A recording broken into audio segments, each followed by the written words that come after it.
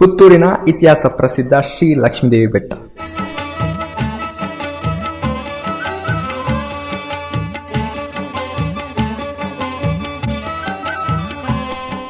ಸಾವಿರದ 1980ರಲ್ಲಿ ಎನ್ ಐತಪ್ಪ ಸಪಲ್ಯ ಇವರಿಂದ ಸ್ಥಾಪನೆಯಾಯಿತು.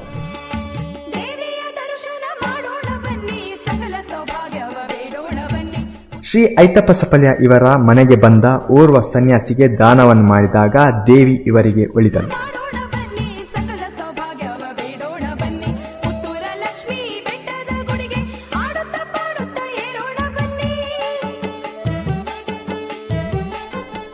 ತನ್ನ ಕಾಯಕವನ್ನು ದೇವಿಗಾಗಿ ಅರ್ಪಿಸುವಲ್ಲಿ ನಿರತರಾದ ಸಪಲ್ಯರು ಜನರ ತೊಂದರೆಗಳನ್ನು ಹೇಳಿ ಪರಿಹಾರವನ್ನು ಹೇಳತೊಡಗಿದರು.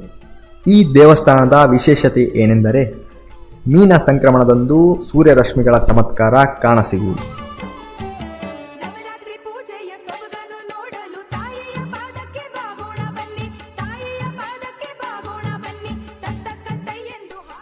ಮಾರ್ಚ್ ತಿಂಗಳಲ್ಲಿ ಬರುವ ಮೀನ ಸಂಕ್ರಮಣದಂದು ಉದಯ ಕಾಲದಲ್ಲಿ ಸೂರ್ಯನ ಕಿರಣಗಳು ನೇರವಾಗಿ ಗರ್ಭಗುಡಿಯನ್ನು ಪ್ರವೇಶಿಸಿ ದೇವಿಯ ದರ್ಶನವನ್ನು ಪಡೆಯುತ್ತದೆ.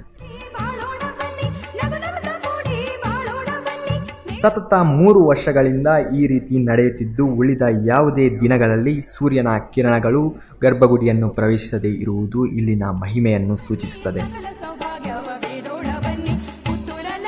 ಪ್ರತಿನಿತ್ಯ 3 ಬಾರಿ ದೇವಿಗೆ ಪೂಜೆ ನಡೆಯುತ್ತಿದ್ದು, ವಿಶೇಷವಾಗಿ ವರ್ಷಂಪ್ರತಿ ಜಾತ್ರೋತ್ಸವ ನಡೆಯುತ್ತದೆ. ಅನೇಕ ಭಕ್ತಾದಿಗಳ ಕಷ್ಟ ಕಾರ್ಪಣ್ಯವನ್ನು ದೂರ ಮಾಡಿರುವ ಈ ದೇವಿಗೆ ಮಂಗಳವಾರ ಹಾಗೂ ಶುಕ್ರವಾರದಂದು ವಿಶೇಷ ಪೂಜೆ ನಡೆಯುತ್ತದೆ. ದಕ್ಷಿಣ ಕನ್ನಡ ಜಿಲ್ಲೆಯಾದ್ಯಂತ ಪ್ರಚಲಿತದಲ್ಲಿರುವ ಈ ದೇವಿ ಪ್ರತಿ ಮನೆಯಲ್ಲೂ ಮನೆ ಮಾತಾಗಿದ್ದಾಳೆ.